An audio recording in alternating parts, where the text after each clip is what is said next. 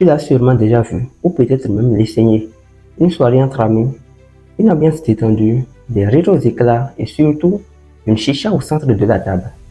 C'est parfumé, c'est fruité, c'est fun et tout le monde croit que c'est moins dangereux que la cigarette. Mais si je te disais que fumer la chicha pendant 1 heure du temps expose ton corps à l'équivalent de 100 cigarettes par jour, je parie que tu seras beaucoup plus surpris.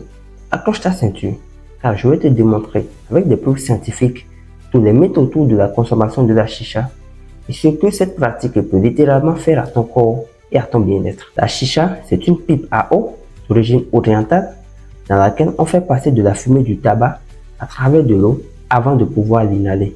Elle est souvent aromatisée avec de la pomme, du jus de fruits, du raisin, de la menthe, etc.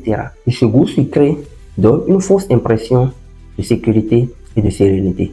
Mais attention, ce n'est pas de la vapeur comme les cigarettes électroniques, c'est plutôt de la fumée du tabac brûlé chargée en substances toxiques. Voici ce que dit l'Organisation mondiale de la santé.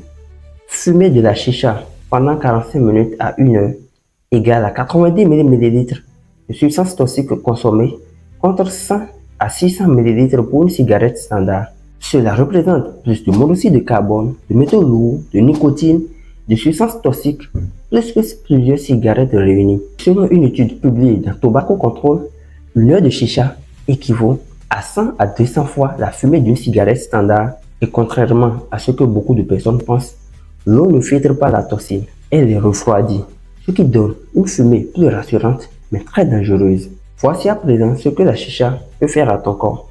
Sur tes poumons, tu respires des substances toxiques à l'instar du monoxyde de carbone, des métaux lourds, de la nicotine.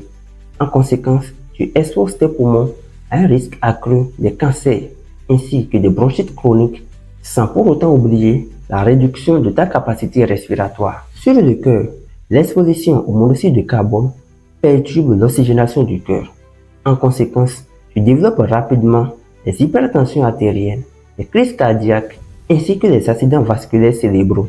Sur tes dents et gencives, la chicha favorise l'accumulation des tartres ainsi que l'inflammation répétitive de tes gencives. En résultat, tu finis avec une mauvaise haleine inexpliquée, une parodontite chronique, des caries dentaires à répétition et tu finis par perdre tes dents.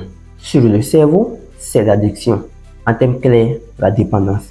Et contrairement à ce que pensent beaucoup de personnes, la chicha contient bel et bien de la nicotine.